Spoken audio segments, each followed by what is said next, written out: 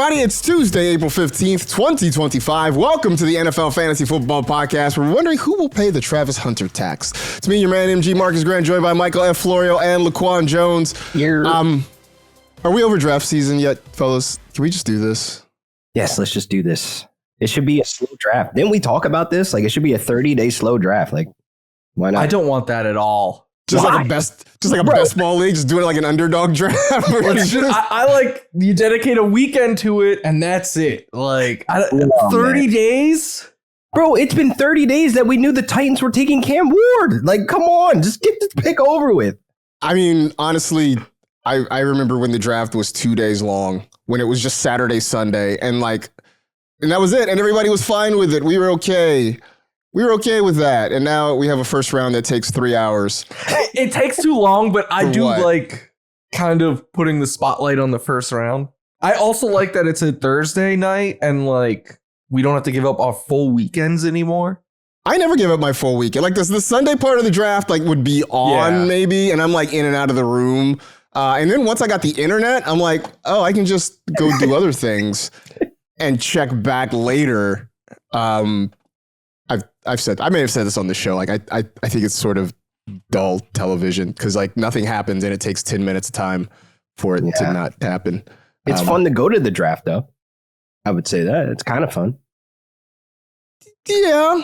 Why the hesitation? Well, and here's the thing. I think the first round of the draft is a lot of fun. I think when you get to like day 2 of the draft, because like for most people, they don't really know any of the names, even after the first, 10 or 15 picks. Like most people don't know those names. And so like you're in the crowd and, they announce a name and everybody's just like, yay? Like, you're coming from a guy who didn't have a first round pick for the longest. I was actually there when Cooper Kupp got drafted and I was excited. I was like, hey, you're just happy the Rams are picking in the first round. Exactly. Well, I'm happy now that we got a first round pick. Let's revisit this in mid-June when we're talking about like this team's third string wide receiver says he's going to get more snaps in the slot. Like at least the draft gives us something to talk about. That's true. That's fair. That's fair. By the way, we're going to talk about the draft today. We're going to dive into some wide receivers. To do that, I figured I'd call up our friend, the one and only Matt Harmon of Reception Perception and Yahoo, because when we're talking about wide receivers, who better to tap into than that guy? So we'll get his thoughts on some of the guys playing the wide receiver position in the draft, including the one and only Travis Hunter and his evaluation of the Colorado Star. But in the meantime, a few news headlines to get into, starting in New Orleans, where so I was out and about over the weekend, and I see in the text chain text from Michael F. Florio that basically says, so how long until Derek Carr is going to be doing hits for us? And I was like, I mean, I didn't know what that meant. I thought it was funny. And then I went onto the interwebs and saw that he has a shoulder injury and his availability for 2025 is in question. And then all of a sudden, Florio, your text made a whole lot more sense. So,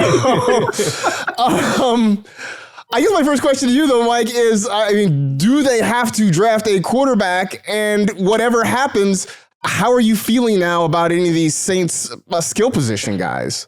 They don't have to draft a quarterback. I think, look, if you care about 2025 for the Saints, you want them to, because look at their quarterback room, like Spencer Rattler, Ben DiNucci. Like those are guys that are in their room right now, and you don't want them starting 17 games. I get that. And look, the internet, like Dion was tweeting, everyone was just tweeting like the eyes when this news came out. Like, okay, you all want Shedeur to go there. I personally do not. Like, if you want Shedeur Sanders to succeed, the Saints are the last place you want him to go. I think if I was the Saints, this would be just like, I'd be honest, and I would tell my fans, like, listen, it's going to be a rough one. We need to reset the cap and everything and just kind of burn it down and start anew is what I think they should do, because no team has kicked the can down the road like the Saints. And every year when we look at they have to get under the cap. Who has the least cap space? Oh, the Saints are 75 million, 50 million under, like, over the cap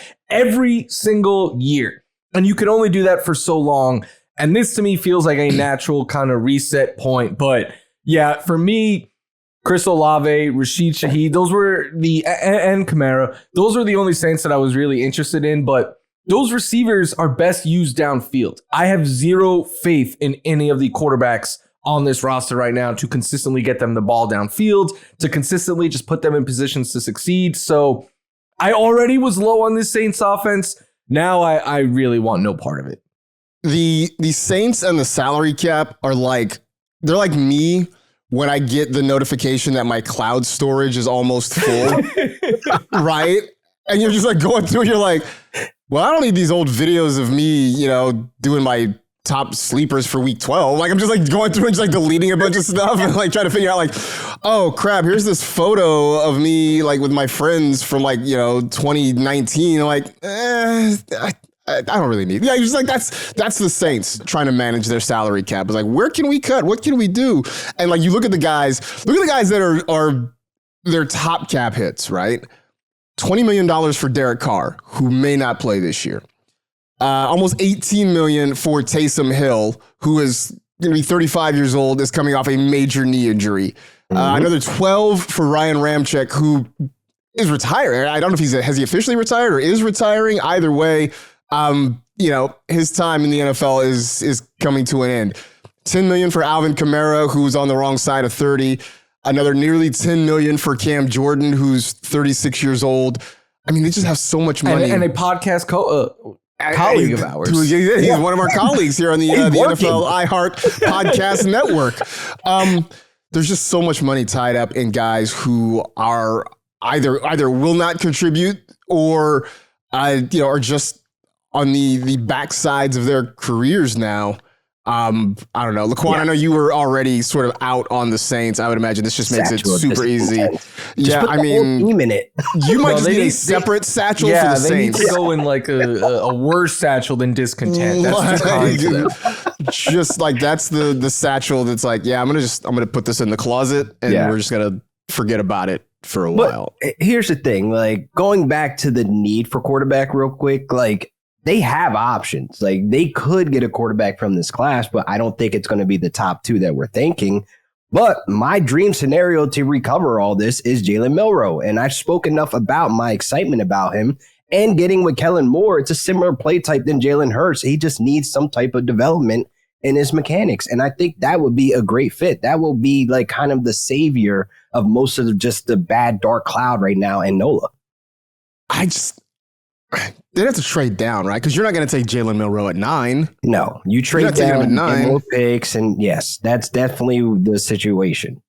I was surprised that Milroe is going to be attending draft day because, like, I thought he fight a guy if he ain't getting picked. Look, it happens all the time. I know, but come on, that's evil, bro. Will Levis sitting in the room, like, what are we doing? As he should. I thought Milroe would be a second-round pick. So to see him go, look, because we're fantasy guys, we all love Milroe because of what he can do with his legs. But like, there's a development project there. First round would be, if the Saints could get him in round 2, I'm all about that. Which they could, but that is possible. I don't know. I mean, Steelers, they need a quarterback. They had dinner with Milroe. I mean, they loved him. That's where I thought he was go. Yeah, but it's more so of like, is it going to be Dart? Is it going to be Milroe? You're reaching for both in the first round, in my opinion, but it's more so of like, we need a need right now, and these other teams might scoop them up. I mean, both those guys, Dart and Milroe, are huge reaches at 9. Yeah, you can't take either one there. You got to trade down. If you could tell me that Jalen Milroe's still there with, what is it, the 8th pick, I think it is, in the second round. If Milroe's still there at 40, for the Saints, I could probably make a better case for that. I fear it's a little bit of Anthony Richardson syndrome too, though, where you talk about having to work on his mechanics, having to sort of fix a lot of things as a prospect. Like, it's one of those things that for fantasy, we're like, hey man, we'll just figure it out on the fly, but we'll draft him and hope for the best. Whereas if you're the Saints and you're actually trying to win real football games, it feels like asking a lot.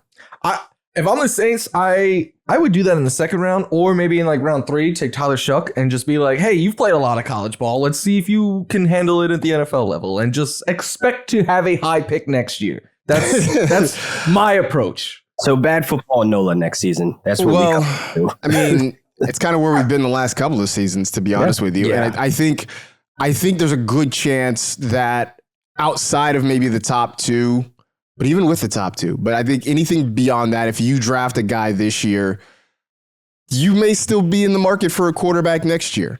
I think that's still very much in the cards for this year.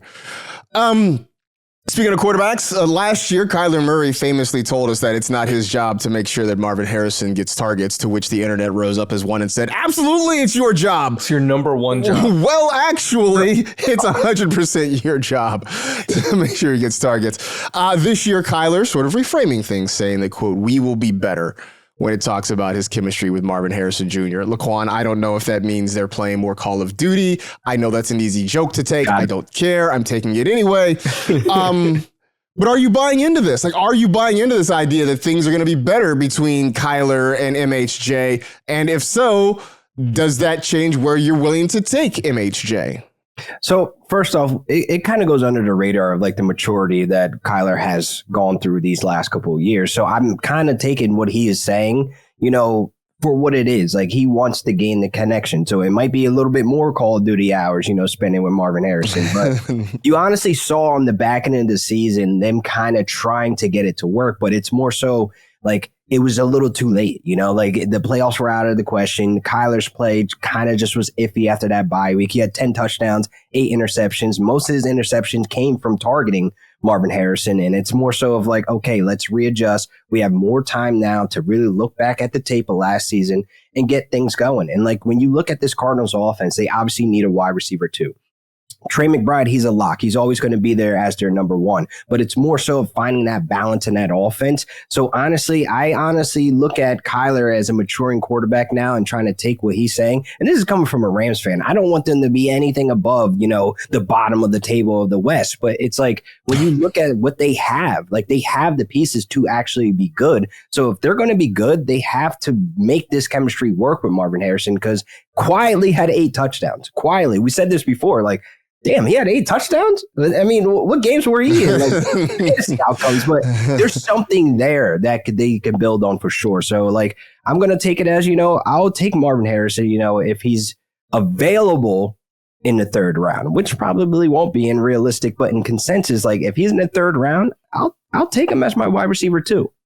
I wouldn't be surprised actually if he's still there in the 3rd round. I think after last year, people are sort of wary of him and the offense there in Arizona. But Florio, I'm at a point right now where maybe because we've seen so many kind of mid-level seasons from Kyler over the last few years, but last week there was a story that he says he's got to run more. Now he's saying the chemistry with Marvin Harrison Jr. is going to be better.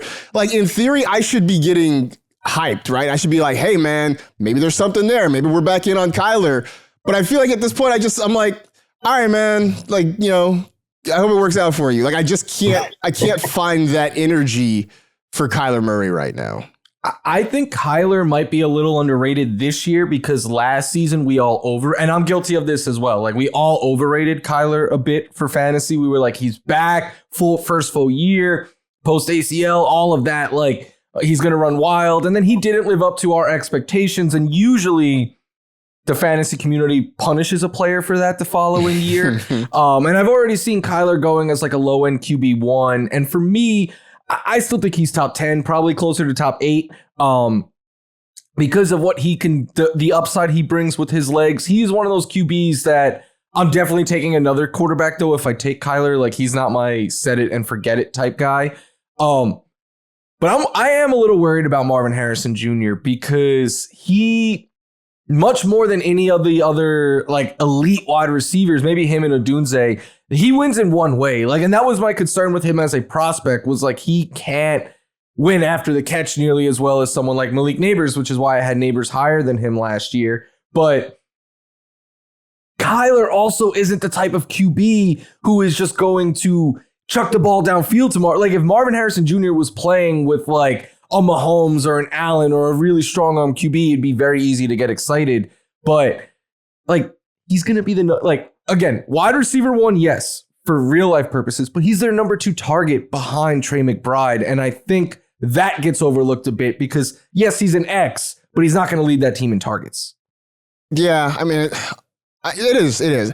I still hold out hope that maybe that flips a little bit this year, but not so much that I don't know. I feel like when it comes to drafting quarterbacks, I'm going to either get a quarterback before Murray's spot comes up off the board, or if I don't, I'm going to wait until after his spot has come and gone. Looking at Kyler as a quarterback in general, like he plays better in comfortability. And like I'm talking about like when he's targeting Trey McBride.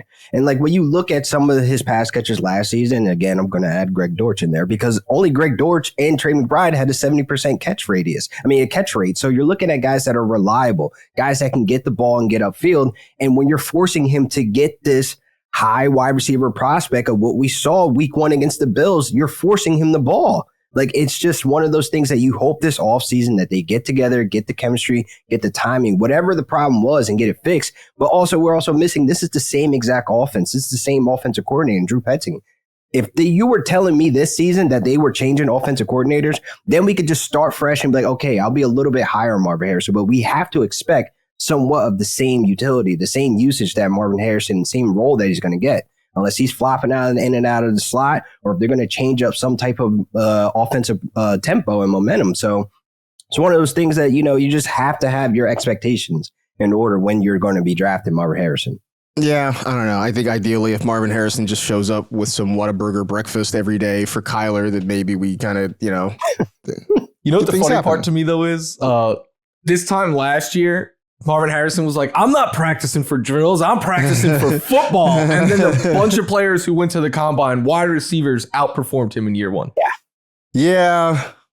I don't have any real take on that other than It's just funny that to happened. me. Like that was the thing that happened. I mean, I did love that he took the whole Kenny Powers, I play real sports, not trying to be the best at exercising. That was so good. That was basically MHJ's stance last year, and then ended up being sort of underwhelming when it was all said and done.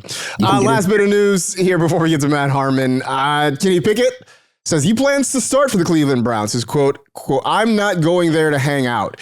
All right. All right. I said, I'm not going there to hang out, which, all right, I mean, good for you. The thing, though, that really made me laugh about the quote in the story that really got me, because I don't know if he meant to shade Joe Flacco like this or if it just happened, but the quote was, I've heard nothing but great things about Joe. I've been watching him since I was 10 years old. Jeez. Yeah. You know what's funny though? Funniest about it is Joe Flacco was closer in age to Kenny Pickett than he was last year's quarterback that he shared a room with, in Richardson. Yeah, that's true. That is true. Pickett is a veteran compared to Richardson. That's absolutely true. I don't know. I don't know. I guess, do either of you expect Kenny Pickett to be the starter? I mean, who's going to be the starter? And in the end, does it really matter for us? I'm going to pull my punches, being that both these guys are Jersey natives.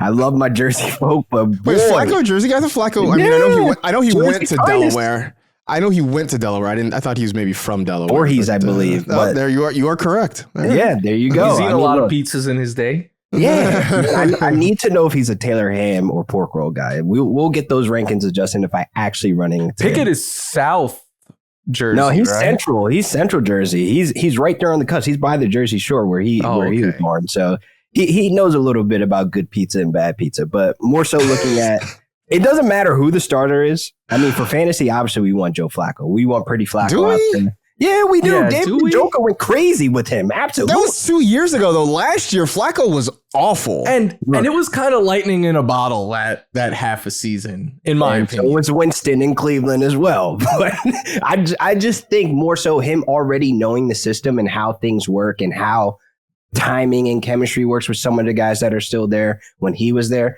Kenny Pickett's going there to learn. He's going to be hanging out a lot. I honestly think Joe Flacco comes out as the starter, or we don't know what they do at 2. What if they take Shador? I mean, honestly, we already talk about this. We don't want that to happen. But if we had to choose, I would honestly want Joe Flacco for Jerry Jeudy's upside, for David Njoku's relevance. Just saying. I don't think it matters. I think it's all. No, I do. I think it's all about the same. Like, okay, let me ask you this: if Joe Flacco wins the job out of camp, which is not, it's not an unreasonable statement. No. How many games does he start? Let's put the number at 10. Does he start more than 10 games? I don't think so. I think they split less. Like I think it will be less because at that point the offense would be so bad. Like it's like, all right, just put Kenny Pickett in. tiny fingers, tiny hands. I'm pulling my punches again. I love my Jersey folk, but geez, I just think it's a bad situation as well. I agree, but I just would rather the veteran. You said the man had doll hands, and you're like, I'm pulling my punches. Like, what would it have been? What would you have said if you weren't pulling? Right? Like I can't hold a Whopper. My hands are so tiny. Like, what would you have said if you weren't pulling punches? We can't say on mic. I guess not. I'll tell you this though. I'm not doing the Jerry Jeudy thing at all. Not even because of the quarterbacks. Because there's one good stretch he had last year where he was dominant. It came with Jameis Winston, who loves targeting one wide receiver, but it came with why am I drawing a blank on Ken Dorsey, who I could tell you from years of experience does not care about turnovers and just wants to pepper the wide receiver one with targets. Once Dorsey left, Jeudy kind of became Jeudy again those final 2 games. So I'm out on Jeudy. I'm out on this offense as a whole, really. Yeah. Even if Travis Hunter goes here, which I'm praying he doesn't, because I want him to go. Like, send him to New England, please. But David Njoku would be the only one I think I have any interest on this offense drafting. Yeah, I don't know. I think I'm out on the Browns this year. Although, by the way, I'll say this. Browns. To have a offensive coordinator, a play caller who doesn't really care about turnovers, Jameis Winston is the perfect quarterback for you. I mean, it is. A dude with a short memory who's just going to just sling it. Yeah. It's perfect. Perfect pairing.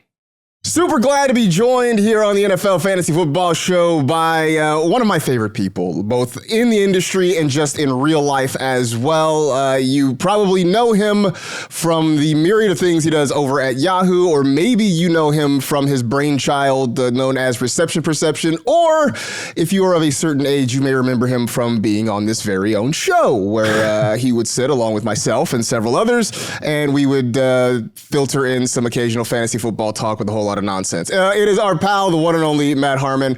Pal, good to talk to you as always, man. How are things? Marcus and everyone, I appreciate it. Yeah, it's good to be back. It feels like being in an apartment you used to live in. You know, it doesn't look quite the same, but you generally recognize a few things, especially you, Marcus, who seems to only get better looking as you age, which is infuriating for me in a steep decline as a human being. But nevertheless, it's good to be here, and I'm excited to talk today. Absolutely, dude. Every time I see you, though, you get the more swole. So, you know, you got that going for you. Well, yeah, everything from the neck up is not as good as it used to be. So like, neck down, we've got to continue to improve that every single year. Oh, man. Well, good times as always. I wanted to get you on as we are a little more than a week ahead of the NFL draft. We've been going position by position. Of course, when we wanted to talk wide receivers, you were the first person on my list to come talk to with the success of RP, everything you're doing over at Yahoo with Nate Tice, Charles McDonald, everybody over there.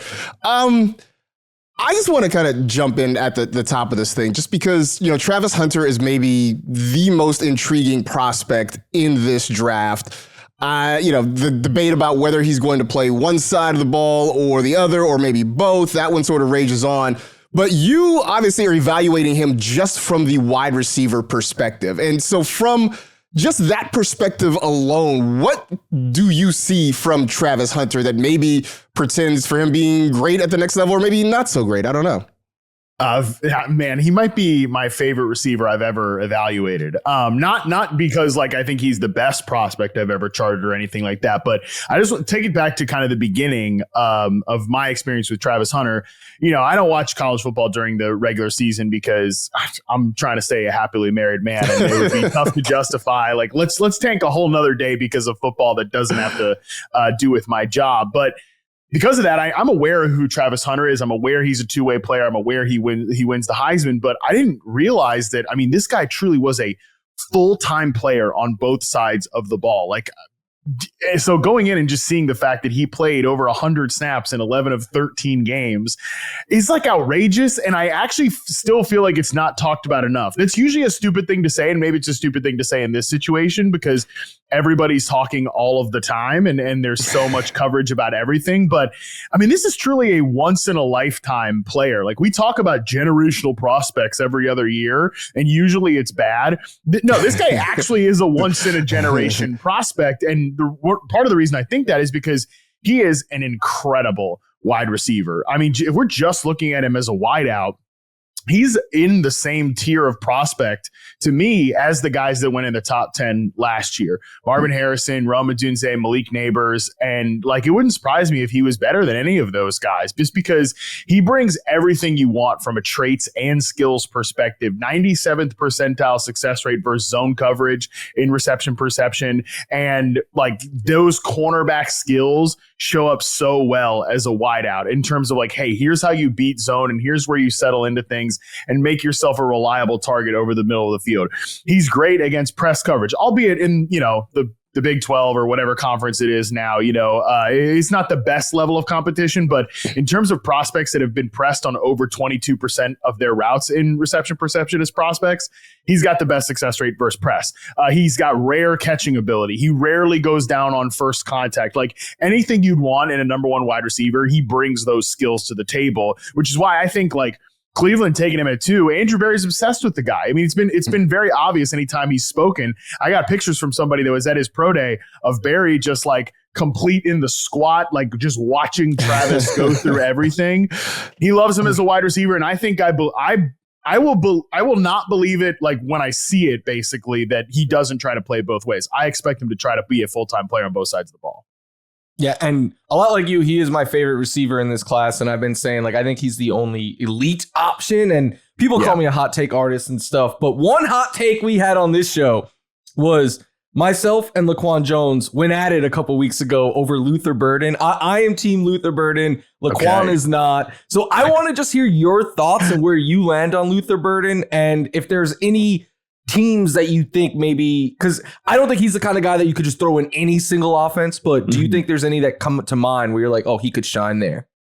Yeah, it's not surprising to me that you guys have like a wide view on, or like a wide range in terms of who you think Luther Burden is, because I think he is the number one like grade to the flashes player in this class. If you just grade to the flashes, I think he actually looks like the best wide receiver in the class. The problem is there are a lot of other plays there that are not pretty. I think he's obviously great with the ball in his hands.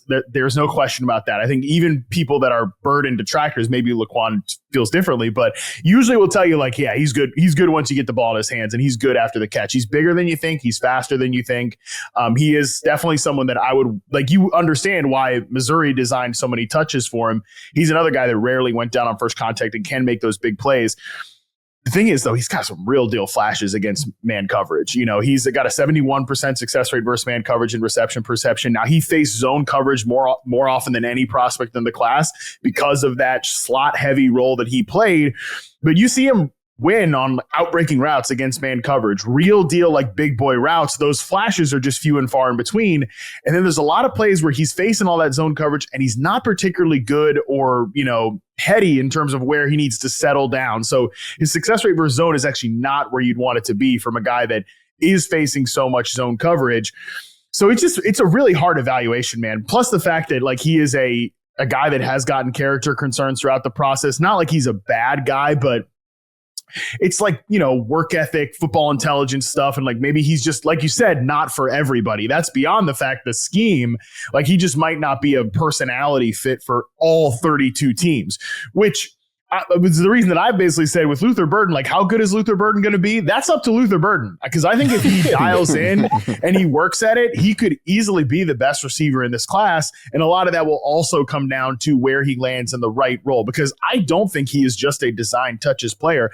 I think he can run some real deal routes. He high points the ball really well. He adjusts to it in flight at the catch point. So I don't want to say I'm a believer in Luther Burden, but if some team took a I'm like I'm a centrist. Okay. Marcus will not be surprised that I'm going to come down in the middle here on this issue. I kind of can see both sides of the argument. And to me, it will just be like, if he dials in, he puts the work, Like there is JJ Zachary's had a great comparison for him in his late round prospect guide that we talked about on his show. It's a Brandon Ayuk comparison, which I actually think is so perfect because Ayuk was a guy who was kind of a design touches, yards after catch option in college, but he flashed the ability to run routes against off-man coverage, which is very similar to the Luther Burden evaluation. We know it wasn't always easy in San Francisco. There were some rocky moments early for Ayuk, but when he dialed in, he became one of the best separators in the entire league. That path is available for Luther Burden. Again, it is just up to him to dial in and go down that path. Just real quick, too, before you go, Laquan, you talk about Luther Burden can be as good as Luther Burden wants to be, and I think that applies to Brandon Ayuk, right? Like Brandon Ayuk, exactly. You talk about the rocky moments. It's because, for Kyle Shanahan, you weren't getting enough from Ayuk in the other phases of the game. Correct. If it wasn't him running routes and trying to get open and get the ball, Ayuk kind of didn't care. Is when he started to care that he kind of got more love in that 49er I'm a offense. sucker for a physically gifted receiver who is just a head case. Like those guys get me 10 times out of 10. No, I do hear the arguments. Like it's one of those things that me and Florio were going back and forth with. And like my stance is like, he has to go to the right location. Like how many times have we seen his type fail on the NFL level? And like you spoke about the route running, expanding, and like we hear things like this with labels with players, like they have a limited route tree. Like, has there been a player that you evaluated coming out of college? Like you mentioned Brandon Ayuk expanding his route tree, but a guy that just been labeled as a one center guy for the route tree being very limited. Like, have you seen it grow, once they got to the next NFL level? Yeah. I mean, the easiest and probably most positive example of this is actually from last year's draft class, Brian Thomas Jr., man. I mean, that guy ran over almost 50% of his routes, or just under 50% of his routes. No, excuse me, 67.1%. I'm wrong about this. 67.1% of his charted routes were slant, curl, or nine. That was a very limited route tree at LSU in his final season. Didn't matter in the NFL. Like he immediately expanded that because he showed that he could. This is why it's less about what you do and what you show that you can do. Like, what are you asked to do? That's one thing. The other part of the evaluation is, do you show in other moments that you can expand upon that? And that was the thing with Brian Thomas. Was I actually think the Jaguars, and look, the coaching staff stunk, and like they've all gotten shipped out of there. We know that. But one thing they did a good job with is they didn't overload this guy right away with a big deal role. Like they had Gabe Davis to play that sacrificial X receiver role so that Brian Thomas could move around the formation, play as the flanker, play a little bit as the X, get reps from the slot, and get a lot of like screens and things of that nature. Then by the time his rookie year was over, the guy's getting an unbelievable amount of volume with like Mac Jones as his quarterback. So he showed he could develop.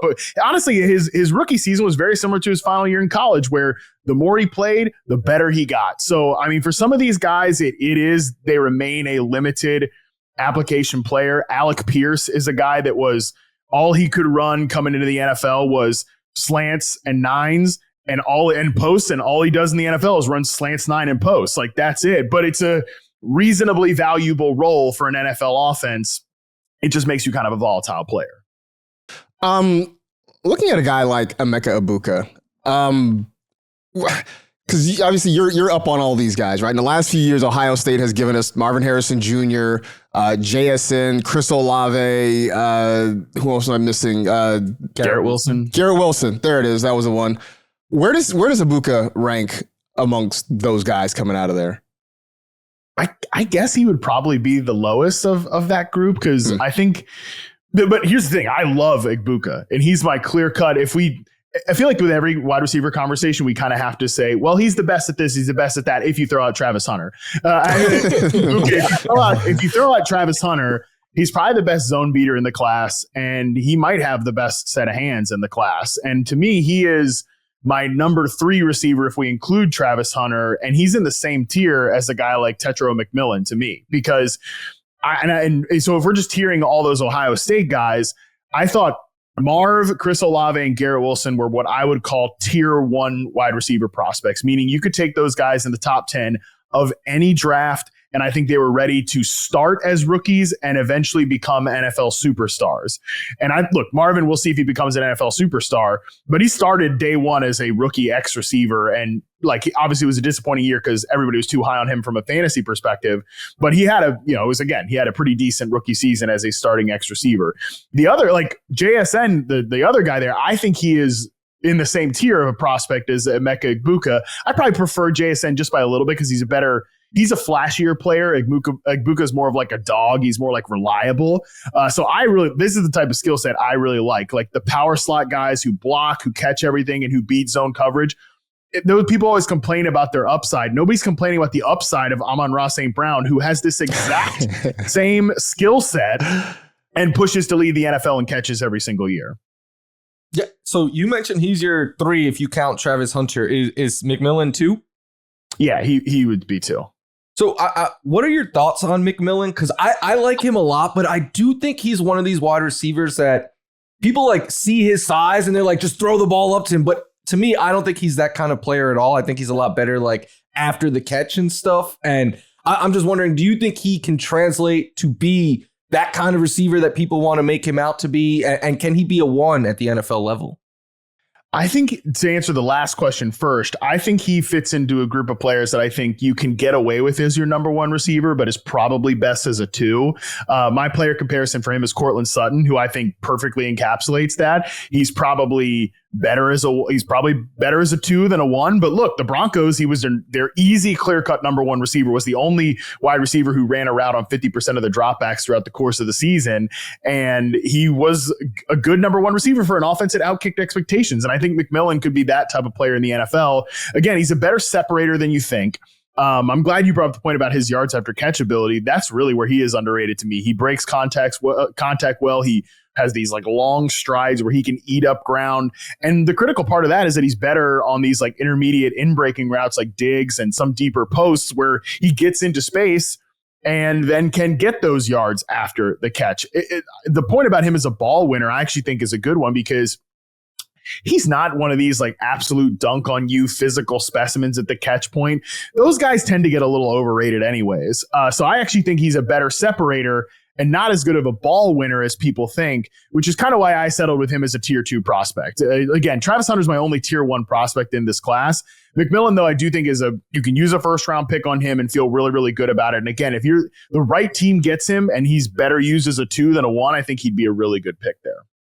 So I want to talk to you about Tez Johnson. So we see him go to the combine, like he's a smaller guy. Like, is that a big concern? And like for the 3-cone drill, do you think that like kind of saved his draft stock? And what type of production could we expect with a player of his size? Honestly, it's unfortunate for Tez, but I feel like a lot of teams see 4.5 at that weight and they're just going to cross him off the board. I think he can have a use in the NFL because he's really good at diagnosing zone coverage and finding like these soft spots and things like that. But, when we're comparing him to the last guy who was a size outlier in Tank Dell, which is kind of funny because Tank Dell went from like being an outlier to like a cautionary tale really quick. Like after his rookie year, it's like, see, this is why you got, who cares how big he is? Who cares? We got a really productive receiver in the 3rd round or whatever. And then by the end of his second season, it's like, well, he can't stay healthy, So this is why the size part of it does come back into equation here. For Tez, he's smaller than Tank Dell, and he is not as good against press coverage as Tank Dell was as a prospect. That's where I get kind of hung up on projecting him as anything more than a really nice number 3. But for the right team, I certainly think he can end up being a useful player. I mean, I wouldn't rule out the Broncos going after. He is literally Bo Nix's like adopted brother. Tez Johnson was taken in by Bo Nix's family. Like they are truly like brothers. So I wouldn't be surprised if Bo says, "Hey, Sean, I had a pretty nice rookie year for you. You got me the Oregon receiver who's not that reliable in Troy Franklin last year. How about you get me a guy in Tez Johnson who's going to be where he's supposed to be against zone coverage?" Yeah, this would be perfect because this is a Bo Lever podcast, right? We are all big on Bo Nix here. And knowing how Laquan feels about Tez Johnson, just pairing the two of them up, basically mean, I guess none of us were getting Bo Nix in any drafts because it would just be Laquan pretty much taking him in every spot. 100%. I want to give you a chance to be a hater. I know that you occasionally like to put on your hater hat, and you can do that well. Is there somebody out there that you feel like you were sort of contrarian on? Not on purpose, just like in the natural course of study, somebody that maybe you aren't as high on as a lot of other folks? Yeah, Marcus, I usually prefer to be a hater offline. Online, I try to pretend that I'm a positive, rosy guy. But no, I think for this particular question, to me, it is Jaden Higgins from Iowa State, who there's a lot of people that I really like and respect who are big. Wait, did Laquan have to walk away? He literally just got up and walked away after you said that. Come on, man. I'm with Harmon on this one personally. I haven't told Laquan that, but oh man. Well, I was gonna say I'm like ruining Laquan's day. It's about to be a 2-person show going forward, apparently. So. But I mean, here's the thing with Higgins. Like, it's not that I don't like him. I actually think he is a good day 2 prospect at the receiver position. Like, to me, he's a good third rounder. I feel really comfortable taking him in the third round. But there are other people that are just higher. Clearly, freaking Laquan is one of them. But like a lot of people that I respect, including Laquan, view him as like a potential like maybe top 5, top 6 receiver in the class. I'm just a little bit lower than that because he doesn't separate. Like just point blank, he does not separate like I want to see guys get open at the NFL level if we're projecting him there. He is one of these players that in reception perception is sub 35th percentile against press and man coverage. There are guys that have hit from that list. I did a whole breakdown on YouTube about this last year looking at Keon Coleman. And I actually think there's a lot of similarities between Keon Coleman and Jaden Higgins, whereas they're a little bit different, like when you actually just break them down kind of stylistically, because I think Coleman was a little bit more straight line and powerful, whereas Higgins does have some real fluidity underneath, but it's mostly expressed against zone coverage. The guys who have hit from this list, they've all become big slot receivers. I mean, like Juju Smith-Schuster, Rashee Rice, Cooper Kupp, Amon-Ra St. Brown, who we were just talking about. Like all of those guys were not great perimeter players in college, but they shifted into being power slots and they've worked out really well in that role. I do think if Higgins can go to a team that sees that vision for him, you know, that there is a potential high quality future for him in the NFL. The problem is a lot of teams see 6'4", over 210 pounds with that 4.4 at the combine and think like, all right, that's our next X receiver. And at best, I think you get Mike Williams out of that archetype, like at best. And Williams was a much, much better college player than Jaden Higgins was. So the ball skills are pretty good. He's got good hands. The problem is, again, he just doesn't separate to the level that I would want for him to be playing outside the NFL. It is funny because I'm looking at my notes for him and I wrote in the notes, like, said a lot about this, about Keon Coleman last year as well, like similar things that I'm saying. So we're kind of on the, if he goes to the Bills, I'll be in. Look, I'll just tell you that. But and look, like Keon Coleman, I think is actually really instructive to kind of putting a range on these guys, because I don't think Keon Coleman had a bad year for the Buffalo Bills as a rookie. It just, there was never a point where it's like, yeah, all right, we got to start feeding Keon 8, 9, 10 targets consistently, because if you're going to be, because basically everything I said, like, here's what I'd love to build, like a team to do with Keon Coleman. Like, I'd love him to move into the slot. I'd love him to not play a bunch of X receiver. Well, the Buffalo Bills just played him at X receiver basically the entire year. I don't have to tell you this, Florio. You watched all the games. You know this. Like, and that to me, it's like, okay, well, he had his moments where, yeah, he just goes up and he dunks on people because he's bigger and he has really good contested catchability. But again, that's those type of players. The NFL has really moved away from that being your number one read in the concept, that being a guy that should, again, throwing 10 targets to every single week or even close to that range, especially these offenses like Buffalo that have been saying, hey, Josh, like take the layups, take the layups, take the layups. And at that point, you just don't get, especially if we're talking about like from a fantasy perspective, we don't really get that like value, that consistent value that we'd want from a guy if he is to play a perimeter role in the NFL. And to that point, the number one thing I look for while watching these college receivers is like, can you consistently separate? And it sounds like you do as well. But I'm wondering, like, when you're scouting these receivers, separation seems very high on your list. What else are other traits that you look for that stand out to you? Honestly, to me, it's really just like it all has to start with what role are we projecting them into? Because using the Jaden Higgins example, like if we're talking about him as an X receiver, then there's a lot of things. Okay, I don't like this. I don't like this. I don't like this. But again, if he's somebody that is going to move into the inside, all of a sudden, other things in the profile start to become important. Number one, that success rate versus zone coverage, which for Jaden Higgins is actually in a pretty solid range. It's not special, but it's pretty solid. Like, again, enough to project him into that slot role. Just how well do you catch the football, which for Jaden Higgins is actually a strength of his game. He no drops in the game's charted for reception perception. He's got to not do that alligator arm thing at the catch point. Like we don't need the 90-degree angle. Like let's extend that full wingspan to the complete capability. But it's something I think he could probably improve on. But especially now with the NFL being a league that wants to limit big plays and put the top on the defense and not allow those explosive plays over the top. Can you be somebody that when we get the ball in your hands is going to do something useful with it? And I actually think in this class, there's a lot of players that present as pretty interesting yards after catch and tackle breaking receivers. So what you do in space is more important now to me than it ever has been. So I really want to get your thoughts on a player like Jaylin Noel. Like I really love that he's able to be quick in his routes and his breaks, but where does he honestly fit best at? Because we see him try to play outside, and then I understand that he will probably be really successful in the slot, but where would be the best fit team-wise where he would be able to succeed in the NFL? Ooh, team-wise is really interesting because, Jaylin Noel's my guy. For as much as I'm skeptical of Jaden Higgins, I'm very, very in on Jaylin Noel. Hey, let's go. We're good. 74.5% success rate versus man coverage puts him in the range of like where Ladd McConkey was last year. He actually compares overall very similar to Josh Downs in Josh Downs' prospect profile. I still can't believe the damn NFL allowed Josh Downs to go to the 79th selection to the Colts, just outproducing a bunch of dudes that went ahead of him. What a joke. And so that's sort of the type of player I think that Jaylin Noel can be. Probably a slot mostly, but not a slot only player because he shows you the ability to beat man coverage. And especially it's the way that he does it. Like he is very much in the vertical slot archetype. Like there are some guys that are kind of those I call like pop gun or bunny hop slot receivers, where you're going to get the ball in their hands and like on the short and underneath stuff.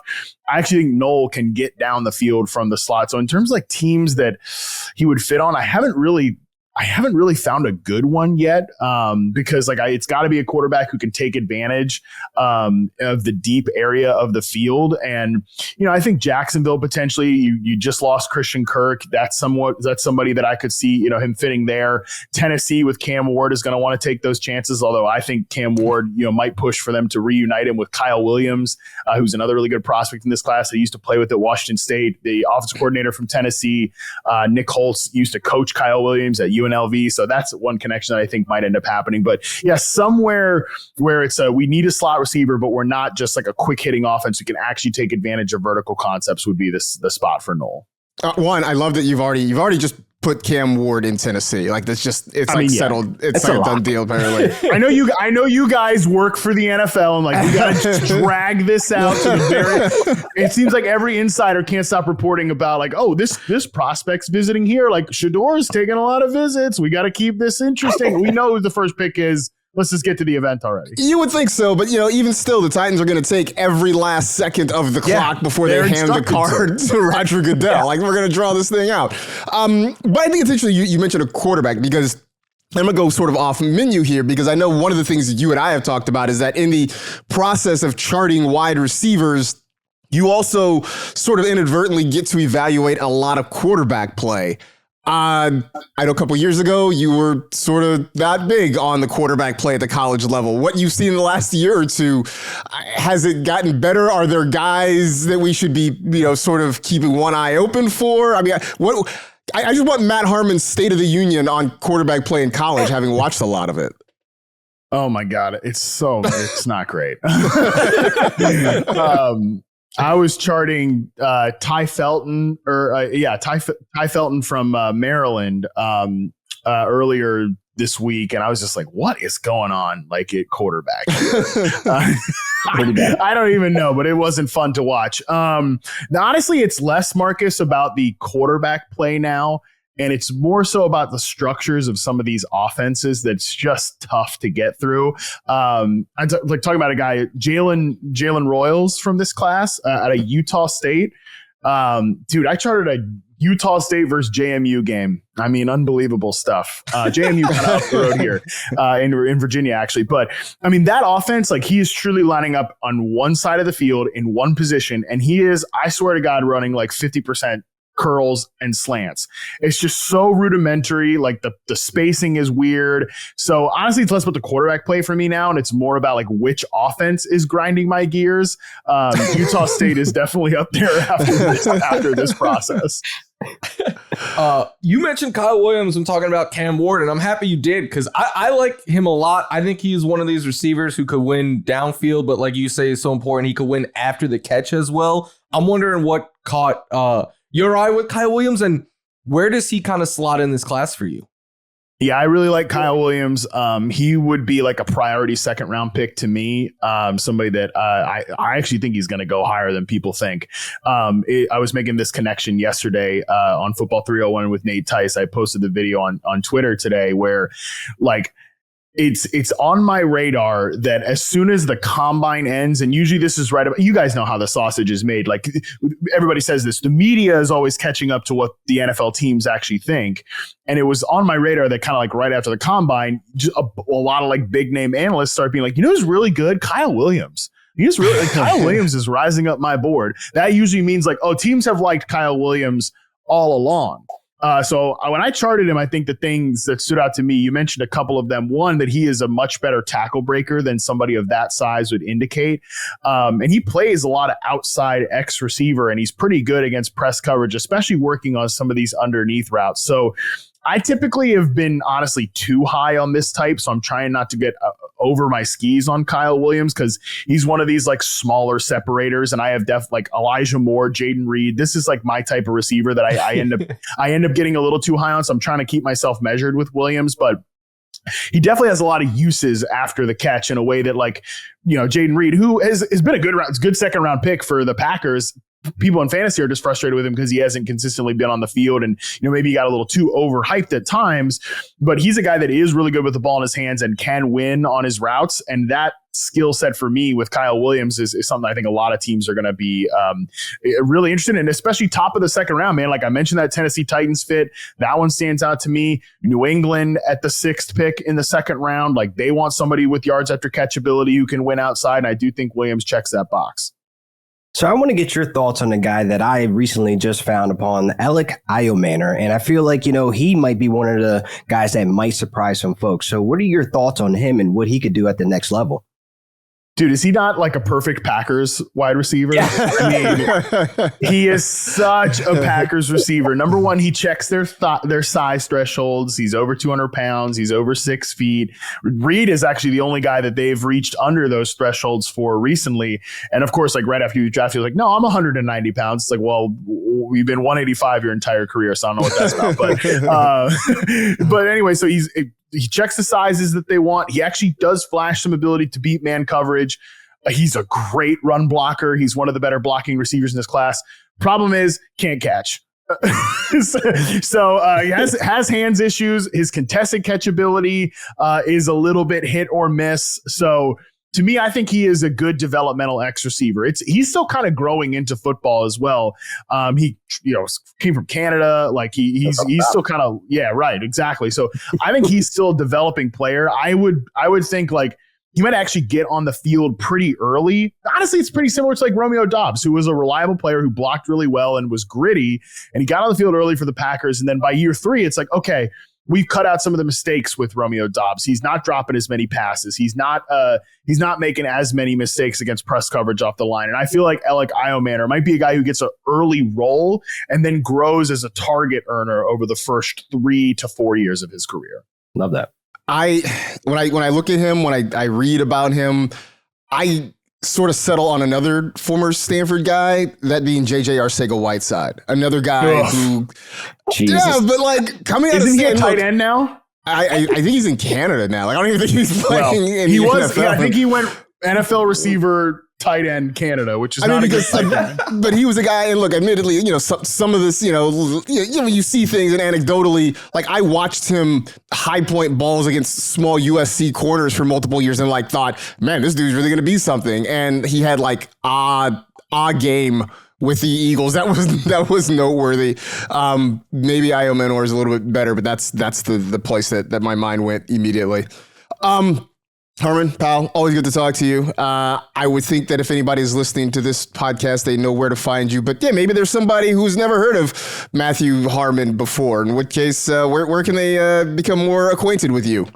Yeah, you can find me Matt Harmon _BYB on Twitter. You can find me on Blue Sky, just at Matt Harmon. So a shout out to that. And of course, anything we're doing at Yahoo, we've got a draft show coming up during the NFL draft, night 1, night 2. So you can subscribe to YouTube to get all that stuff. And receptionperception.com. If you liked what I talked about wide receivers today, you will definitely enjoy your Reception Perception subscription. The stacked rankings, the profiles, the sortable data, got it all covered for you there. Yeah, man, I love it. I'm a big fan. I'm a subscriber, longtime subscriber.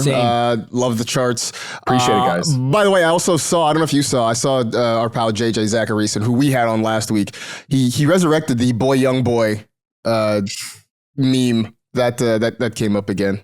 Oh, well, I mean, when you get something good like that, you gotta continue to hit it. So I get JJ's, he's a good young up and coming kind of like sleeper in the industry. Right. He's obviously trying to make a name for himself and sort of using my fame to kind of ride my coattails. I do understand where he's coming from there. Yeah, no, completely understand it. That maybe one day this late round quarterback thing will catch on. Yeah, maybe. I don't know, but he seems like a nice guy. I don't know too much about him.